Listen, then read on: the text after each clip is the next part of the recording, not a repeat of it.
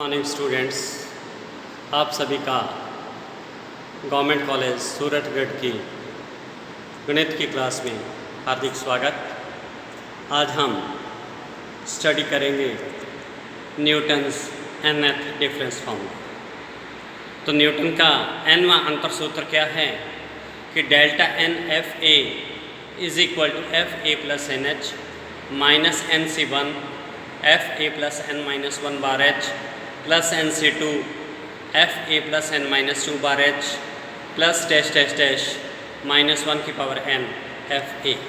तो इसे सिद्ध करने के लिए मैं लेफ्ट हैंड साइड लेता हूँ। Delta N F A is equal to E minus I की power N F A. E minus I की पावर एन को हम बाइनोमियल एक्सप्रेशन से खोल देते हैं, एक्सपेंड करते हैं ई की power N minus N C one E की power N minus one I plus N C two ई की power N minus two I square and so on minus one की पावर एन आई की power N F A. अब ई हमारा shift operator है। हमने ये पहले स्टडी किया है कि ई की पावर एन एफ ए क्या होता है, F A plus N h. H क्या होता है हमारे पास, एक्स के मानों में अंतराल होता है जो कि समान रहता है। और दूसरा आई ऑफ एफ ए वो एफ ए की इक्वल होता है। आई स्क्वायर ऑफ एफ ए वो भी एफ ए होता है। आई की पावर एन एफ ए वो भी एफ ए रहता है, क्योंकि आई को हम कहते हैं तत्समक संकारक। तो अब इसे अगर हम ई की पावर एन एफ ए, तो ये क्या बन जाएगा, F A plus N H minus N C one as it is E की power N minus one I of F A रह जाएगा प्लस एन सी टू ई की power N minus two as it is I two of F A वो भी F A. और इस तरीके से चलते चलते आप जब लास्ट में पहुँचे माइनस वन की पावर एन आई की पावर एन एफ ए, और आई की पावर एन एफ ए क्या होता है, वो भी एफ ए होता है। तो इसको हमने एज इट इज़ लिख दिया। अब वापस फिर पहुँचे F A plus N H minus N C one A की power N minus one F A. तो ये क्या बना, डेफिनेशन से ई की पावर एन एफ ए होता है F A plus N h. तो यहाँ पर है आपके पास ई की power N minus one F A, तो ये बन गया एफ ए प्लस एन माइनस वन बार एच। इसी प्रकार से प्लस एन से टू ई की power N minus two F a क्या बनेगा, f A plus n minus two bar h and so on. Last में आपके पास माइनस वन की power N i n F a क्या रह गया, एफ ए। तो ये क्या है, हमारी जो राइट हैंड साइड है उसके इक्वल आ गया। तो इस प्रकार से हमने सिद्ध कर दिया कि delta N F A is equal to F A plus N H minus N C one F A plus n minus one bar h and dash dash dash plus minus one की power N F A.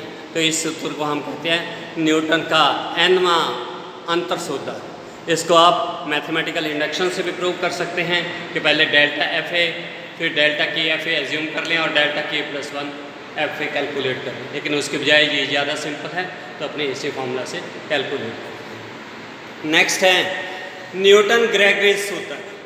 ये बहुत ही important है। इसके बाद जितने भी हम फॉर्मूले करेंगे अंतर्वेशन के, वो सारे फॉर्मूले समान अंतराल के लिए न्यूटन ग्रेगरी फार्मूला में कन्वर्ट हो सकते हैं। तो ये सूत्र क्या है, F A plus N H is equal to F A plus N C one delta F A plus N C two delta two F A plus dash dash dash N C N delta N F A. ए हमारी मुख्य term होती है जहाँ x की very first value होती है, h x के मानों में अंतराल जो कि समान होता है। अब इसे सिद्ध करने के लिए मैं वापस फिर लेफ्ट हैंड साइड लेता हूँ, एफ ए प्लस एन एच। एफ ए प्लस एन एच को हम e ऑपरेटर से क्या लिख सकते हैं, e की पावर n एफ ए। और e हमने लिखा था delta is equal to E minus I होता है, या e is equal to I plus delta या वन प्लस डेल्टा। तो e की वैल्यू आप रख दीजिए i प्लस डेल्टा की पावर n एफ ए या 1 प्लस डेल्टा की पावर n एफ ए। अब 1 प्लस एक्स की पावर n को बाइनोमियल एक्सप्रेशन से, बाइनोमियल थ्योरम से आप खोल दीजिए, तो ये क्या बनेगा, 1 plus N C one delta plus N C two delta square dash dash dash N C N delta N F a. अगर आपने i भी यूज़ किया होगा तब भी बनेगा i plus N C one delta i plus N C two delta two i and so on, इस तरीके से। लेकिन आई ऑफ एफ ए क्या होता है, एफ ए ही रहता है, तो इसलिए हम 1 यूज़ कर सकते हैं। अब एफ ए को अंदर ले गए तो 1 into f A plus N C one delta F A plus N C two delta two F a up to dash dash dash NCN delta NFA। तो ये क्या बन गए, राइट हैंड साइड आ गए। तो इस सूत्र को हम कहते हैं न्यूटन ग्रेगरीज फॉर्मूला। तो इस प्रकार से ये फॉर्मूला बहुत ही इम्पॉर्टेंट है। अब इसकी हेल्प से हम किसी भी बहुपद को भी ज्ञात कर सकते हैं। तो एक एग्जांपल देखिए, कहते हैं find the lowest degree polynomial which takes the following value. न्यूनतम घात का बहुपद ज्ञात कीजिए जो निम्न मानों को संतुष्ट करता हो। x के मान दे रखे हैं आपको 0, 1, 2, 3, 4, 5, fx 0, 3, 8, 15, 24 और 35। यानी कि जब x = 0 है, fx 0 है, x = 1 है तो fx 3 एंड सो ऑन। इन मानों को यूज़ करते हुए हमने बहुपद ज्ञात करना है। अब इसमें सबसे पहली चीज़ आपने क्या देखनी है, अभी तक अपने जो भी स्टडी कर रहे हैं उसमें x के मानों में अंतराल क्या होना चाहिए, समान होना चाहिए। तो देखिए पहला मान 0 है, दूसरा मान x का 1 है तो 1 - 0 1, 2 - 1 1, 3 - 2 1। तो सभी में अंतराल एक समान है। मैं वापस रिपीट कर रहा हूँ कि x के मानों में अंतराल सेम होना चाहिए। तो सबसे पहले क्या करेंगे आप, फॉरवर्ड डिफरेंस टेबल बनाएंगे। फॉरवर्ड डिफरेंस टेबल कैसे बनाते हैं, हमने x के मानों को लिख दिया वर्टिकली, x = 0, 1, 2, 3, 4, 5। उसके कॉरेस्पॉन्डिंग fx 0, 3, 8, 15, 24 और 35। ये जो सारणी बना रहे हैं इसको हम कहते हैं अग्रांतर सारणी या फॉरवर्ड डिफरेंस टेबल।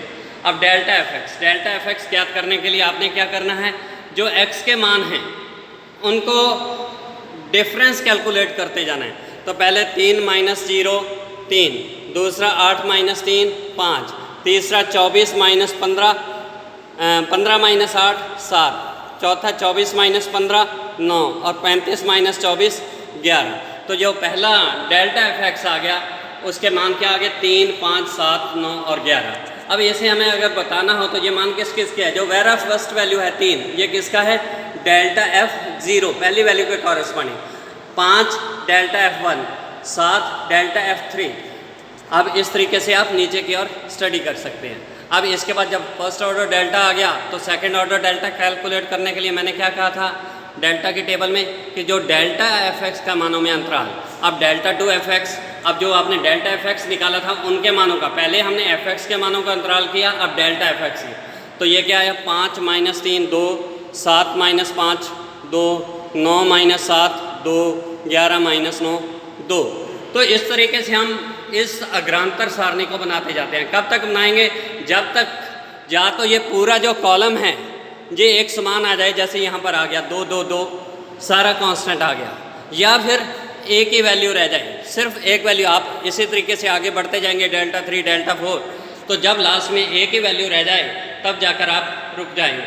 तो जब यहाँ तक पहुँच गए, क्योंकि हम जानते हैं कि अगर आपके पास x के मान n+1 दिया गए हों तो मैक्सिमम जो डेल्टा है वो nth ऑर्डर का ज्ञात कर सकते हैं। और इस प्रकार से जो मैक्सिमम पॉलिनोमियल की डिग्री हो सकती है, मैक्सिमम वो कितनी हो सकती है, n हो सकती है अगर आपको n+1 मान दिए गए हैं, या उससे कम रहेगी, क्योंकि हमने फॉरवर्ड डिफरेंस थ्योरम की जो फंडामेंटल थ्योरम की थी वो भी यही कहती थी। अब ग्रेगरीज फॉर्मूला क्या था हमारे पास, FA + NH = FA + NC1 delta FA + NC2 delta 2 FA and so on. यहाँ पर आप कहाँ तक लिखोगे, जिस ऑर्डर तक आपके पास डेल्टा आया हुआ है। यहाँ डेल्टा 3 मैंने इसलिए नहीं कैलकुलेट किया, अगर उसे कैलकुलेट करते तो वो क्या आती, वैल्यू 0 आ जाती, 2 - 2 0। तो इसलिए मैं कह रहा हूँ कि आप तब तक करेंगे या तो पूरा कॉलम हमारा कांस्टेंट आ जाए या फिर एक ही वैल्यू रह जाए। अब जब आपने पॉलिनोमियल कैलकुलेट करनी है तो पॉलिनोमियल किस में लिखी जाती है, x में। तो we take a + NH = x। a very first value x की जो सबसे पहली वैल्यू दे रखी है, तो वो कितनी है, 0 + n as it is h, x के मानों में अंतराल वो कितना था, 1। तो यहाँ से क्या आ गया, n = x। अब इन तीनों वैल्यूज़ को हम सब्स्टिट्यूट कर देते हैं ग्रेगरीज फॉर्मूला में।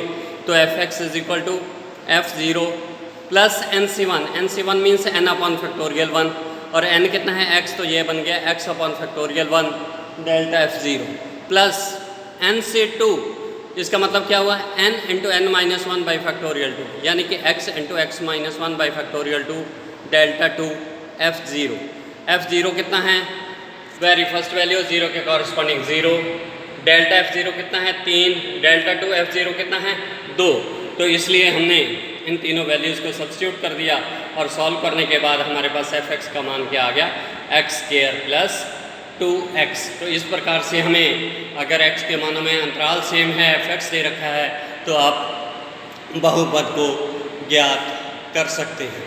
तो मैक्सिमम जितने मान आपके x के दे रखे हैं, जो मैक्सिमम ऑर्डर डेल्टा का कैलकुलेट होगा वो कितना होगा, अगर n+1 मान दिए गए हैं तो डेल्टा n fx तक आप मैक्सिमम कैलकुलेट कर सकते हैं। लेकिन अगर उससे पूर्व कोई कॉलम कांस्टेंट हो गया तो वो उससे पहले ही हम समाप्त कर देते हैं। तो इस प्रकार से अग्रांतर सारणी बनती है और अग्रांतर सारणी का प्रयोग में करते हुए आप किसी भी बहुपद को ज्ञात कर सकते हैं। तो इसी के साथ आज बस इतना ही। कल हम इससे आगे स्टडी करेंगे। धन्यवाद।